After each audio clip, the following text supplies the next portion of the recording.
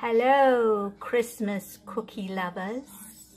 Valerie London here, and I'm going to be making fabulous macarons, which are French and lovely and keto. So let's begin. I'm going to show you the ingredients and then we're going to get going. And I've been told that these are really hard to make, but I don't think so. So let's make it easy and quick. Okay, I'm going to be making these macarons, not macarons as they're commonly known. They're a French cookie. They're made basically out of almond flour, all right? And we're going to use, of course, substitute sugar. So you're going to need, sorry about that, you're going to need regular erythritol, and then erythritol that is the confectioners. So you're going to need both of these.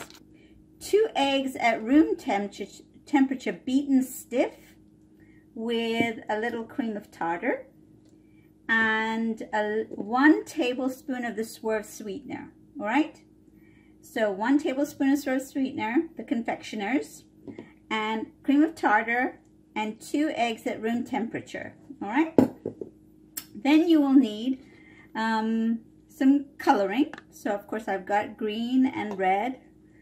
And what else do you need? You need, what is that word? Sieve. Sieve your almond flour and 3 tablespoons of sugar. So you want 2 tablespoons of confectioners and 1 tablespoon of regular sugar. This one is Anthony's one. All right?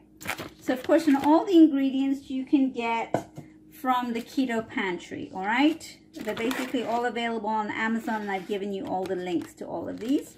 For the filling, you're going to need some of this confectioner sugar, some cheese, cream cheese, and some butter at room temperature. All right? And let's get going with making these. So somewhere along the way in my cooking history, I learned that when you have stiffened egg whites, you never want to use a metal spoon because it destroys the stiffening of the whites, all right? So we're going to incorporate the flour with this eggs mixture, and we're going to do it in batches, all right? So, and you want to do folding, a folding action, lightly folding, because you don't want to lose the fluffiness of your nicely beaten eggs, all right? So just a gentle folding action to incorporate the eggs into the flour, all right? So I'm going to do it for a little while, but I'm going to do most of it off camera so that you can see what it looks like at the end. So I'm just going to fold and slice and fold and slice, all right? And there you go. And then I'm going to come back when it's all folded in. I came back to show you how this is going so that you can see the consistency. There's a lot of egg whites. So when you fold, when you do this folding action, they really get incorporated well with the sieved almond flour. And you want to end up with sort of a gooey sort of consistency that is still firm, all right? And at this point, I still have a little bit of egg white left, which I'm going to wait for a second because I'm going to add my food coloring. And I've decided to make my cookies green, all right? You can make them red or whatever, but I'm going to make these green and the filling red, all right? So that's going to be the little contrast. All right, here we are with my nice semi-goopy. Can you see this? This is sort of a goopy consistency. And you can make it a little bit more goopier if you want by doing some extra folding.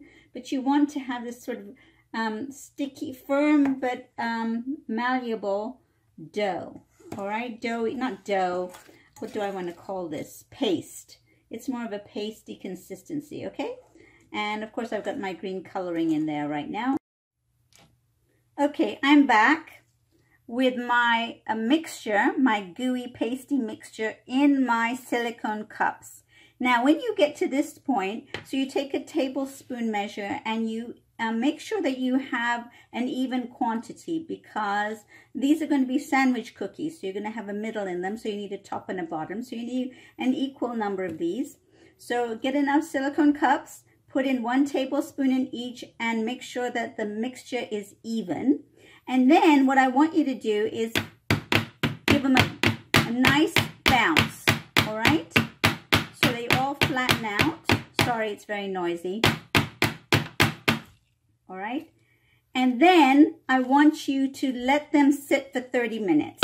All right, now the sitting part is very important because it lets all the air out. I know you've spent a lot of time putting all the air into the egg whites, but before you cook these, you want these to sort of form and flatten so that when they come out of the oven, they're all nice little sort of flat cookies, all right? Because you want to be able to put the middle bit inside.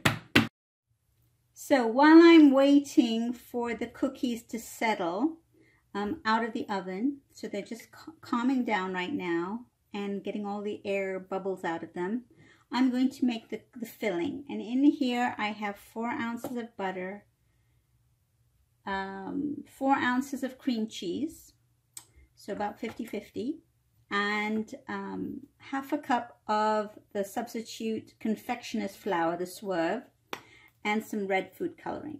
All right, so I'm going to blend those together and then I'll be back.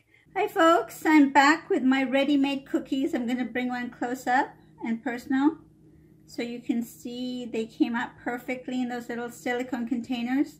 My suggestion is when they come right out of the oven after 20 minutes on 300 degrees Fahrenheit, take them out of the cookie plate or whatever sheet, okay, so that they can cool on their own and they won't get too hard. All right, and here is my lovely red frosting. All right, so what I'm going to do is I'm going to take one of these. I'm going to put some of my frosting on top. All right, put a generous amount of frosting on top. And then I'm going to put the lid on, so to speak. All right? And we'll pack them in a bit. And there's your cookie. All right? I'll complete them all and then I'll show you the final plate. Here are my macaron cookies. All right? I'm just going to give you an up close and personal look. They are just beautiful. All right? And so nice for the holidays, and tasty. So of course I've got to taste one. I recommend, just before I do taste one, that you put these in the fridge because they have the cream cheese frosting in them and they will perish. So keep them in the fridge in a nice airtight container and take them out. They're very filling because of the almond flour. And I also had a whole bunch of frosting left. So make another batch, you know, make a double batch. Because you'll have plenty of frosting, or make something else for the frosting because it's got cream cheese and it's delicious. All right, so I'm back to do my taste test, and here we go. I'll just take this one.